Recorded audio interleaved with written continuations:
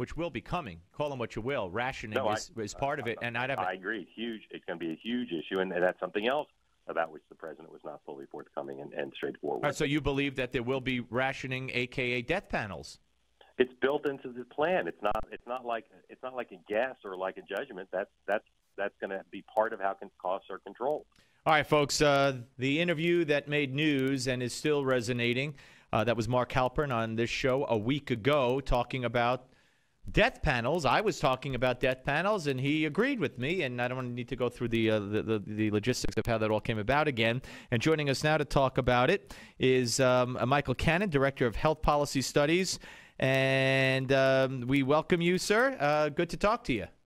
Happy to be here. Well, thank you. Of course, at the Cato Institute, I should say.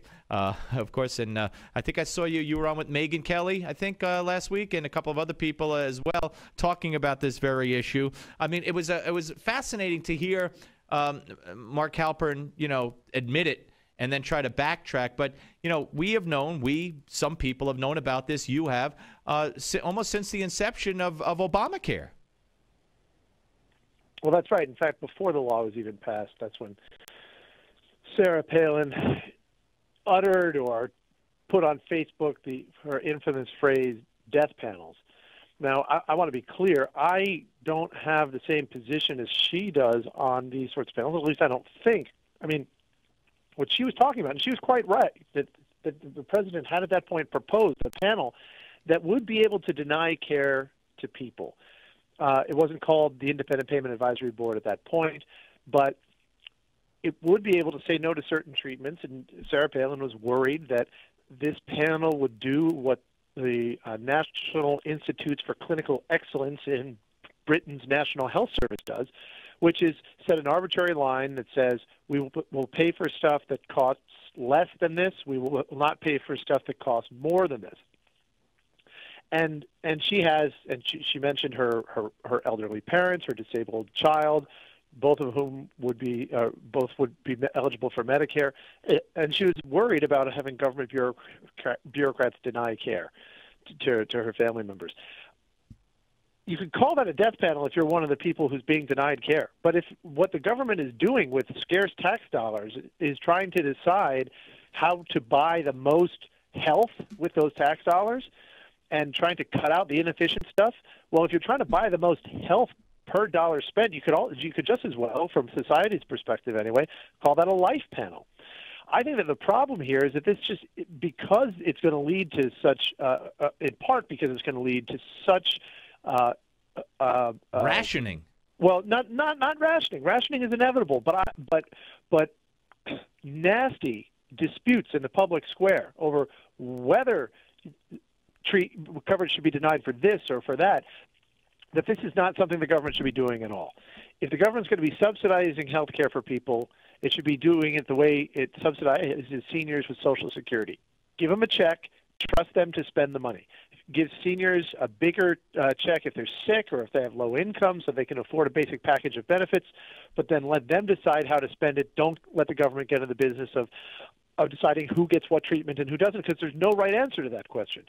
The answers are going to depend on individual values. But there are right answers morally to those questions if you go by how our society is operated up until this point. If you go by the Judeo-Christian values that we have, or the Judeo-Christian ethic that we have and have lived under to this point, there are right answers. In other words, if an 80-year-old man needs a bypass, he gets a bypass. You don't start saying, well, how much is it going to cost and how productive is he going to be to society afterward? And the alternatives to giving him the bypass is a death sentence. I don't know how quick a death sentence, but I've been told by Tom Daschle, and others have said this, give him a pill or put him in a hospice. I think that's a revolutionary difference that we're nowhere near ready to undertake, and it would be cataclysmic in my view. Well, the problem is with what you just said there is that there's no objective definition of need. The only way to define need in these scenarios is whether the expected benefit of a treatment exceeds the expected cost. What's benefit, though, Michael? You mean benefit to society or benefit to the patient? Total benefit. No. So that includes benefit to society. Is that what you're saying? Here's what ends up happening in Medicare because everyone is spending someone else's money. And because medicine is so uncertain and outcomes are so probabilistic and uncertain. People in Medicare end up receiving all sorts of treatments that don't do them any good, that just end up torturing them at the end of life, that they would not sign up for if we just gave them the cash and said, you decide how to spend it, because it would not be worth it to them. They would be making the decision, no, this is wasteful care. I'm not going to spend money on this. I'm going to give it to my grandkids so that we can go on a cruise or they can have a college education or what have you. And that's the problem with Medicare today. The best estimates suggest that 1/3 of Medicare spending, and Medicare spends close to $500 billion per year, 1/3 of what Medicare spends does absolutely nothing to make patients healthier or happier. So the problem here is not that healthcare is being rationed. The problem with IPAB, which is the so-called death panel in Obamacare, is that it is a super legislature that is going to be able to make laws regarding rationing and taxes and other things that it's going to be very hard for Congress to block. So IPAB, this board of unelected bureaucrats, and sometimes just one bureaucrat, will be able to write laws that Congress itself would not have passed and would like to block, but cannot because of these very high hurdles and contorted procedures that Obamacare places or uses to protect IPAB and its edict. We're talking to Michael Cannon, Director of Health Policy Studies at the Cato Institute, here on the Steve Malzberg Show. And, of course, those panel members are now able to be appointed by Obama, get through the Senate with just 51 votes instead of the 60 that it would have taken. And you and I agree. Let's listen to Robert Reich. We have that second cut there. Let's listen to Robert Reich, something he said several years ago. If he were the president and the president wanted to be honest with the people, here's what he would say. Particularly you young people, particularly you young healthy people, you're going to have to pay more. Thank you. And by the way, we are going to have to, if you're very old, we're not going to give you all that technology and all those drugs for the last couple of years of your life to keep you maybe going for another couple of months. It's too expensive, so we're going to let you die. Also, I'm going to use the bargaining leverage of the federal government in terms of Medicare, Medicaid. We already have a lot of bargain leverage to force drug companies and insurance companies and medical suppliers to reduce their costs. But that means less innovation, and that means less new products and less new drugs on the market, which means you are probably not going to live that much longer than your parents. Okay. Do you disagree with any of what he said? Well, I disagree with the fundamental premise, which is that the government should be making any of these decisions. You see, well, he doesn't say they should. He said if Obama was honest, this is what he would tell the people. That this is going to happen. That this is going to happen. Yeah. I completely agree because, but look, you know, this the one thing that the one misunderstanding I would hate for your listeners to walk away with is this idea that we can somehow avoid rationing. Robert Reich says that if the president were honest, he would be saying these things. A lot of Republicans would say, no, we can't possibly have rationing in health care. But unless Medicare rations care to seniors, in other words, limits consumption of health care by seniors, you haven't eliminated rationing by getting rid of it in Medicare. You just said that low-income families are going to have to ration their consumption of housing and food and clothing and education in order to pay the higher taxes that are necessary to fund this completely unrationed Medicare program with all this wasteful care that doesn't make seniors any better off and just treats them like pincushions in the last few Michael, months of their life. You keep saying that, and it's not only the last few months of their life. How does anybody know it's the last few months of somebody's life until they die and you could look back and say it's the last few months of somebody's life? I mean, you and I agree the government shouldn't be involved in this, but nonetheless, to an extent, we maybe don't agree on the extent. But I'm sorry. Our value system right now is that we do anything we can to keep our parents and grandparents alive. And you said that, you know, if you change it and give the seniors a check, like here's 25 grand. You know, you have the bypass or take a cruise, that most people would take the cruise.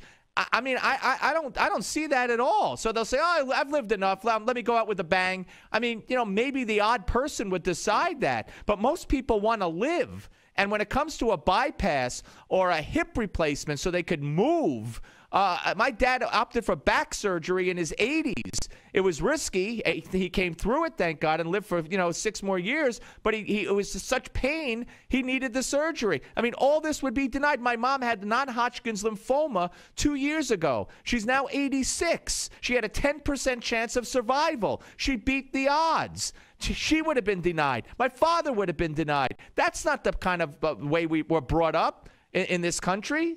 We try to keep our parents alive and comfortable. And what about disabled kids? What about disabled kids at birth? How much are they going to cost us? Do we start measuring that? We are in agreement that the government has no business making any of these decisions. And my only point about the reflexive conservatives' objection to government rationing is that you are not abolishing rationing. For every 80, 90-year-old, 100-year-old who gets a hip replacement, you are taxing people and forcing them to ration their consumption of other necessities of life and limiting their upward mobility, limiting their ability to provide health care for themselves. And so you're not abolishing rationing. And in the process, because, and here's somewhere where we agree, because the government is controlling the money and because everyone in the Medicare program is spending someone else's money, Medicare ends up paying for a lot of stuff that does not make seniors healthier or happier, and that seniors would turn down if it were up to them. If you look at polls of senior citizens, you ask them where do they want to die. In fact, ask any member of your family at home. Above 80. At home. They will say, you ask them, you want to die in an ICU or do you want to die at home? They will say at home. And but if you ask them if they want the bypass or not, which will help keep them alive, they'll say yes. And now they're going to be told no. If they're in their 80s, probably. If they're in their 90s, less likely. If they're over 100 years old, the point is that at some point, the costs of these procedures outweigh the benefits. Well, no, outweigh the benefits to society, not to the individual. Oh, come on. At some point, the senior citizens will say, you know what? I don't want to go through this anymore. And it is the most wrenching decision. All right, but that's not because of costs. That's because of emotions and physical weariness. And sometimes they go through these things not because they want to, but because they want to be strong for the people around them. All right, listen, this will be continued. I really appreciate you coming on, Michael. Thank you very much. I hope you'll come back. Hope so. Take care. Michael Cannon, ladies and gentlemen, Director of Health Policy Studies at the Cato Institute. When we come back, these women, it's a crazy thing, okay? This woman who's for dieting and having women be thin, she's accused of hate speech by a woman who likes big-bodied women.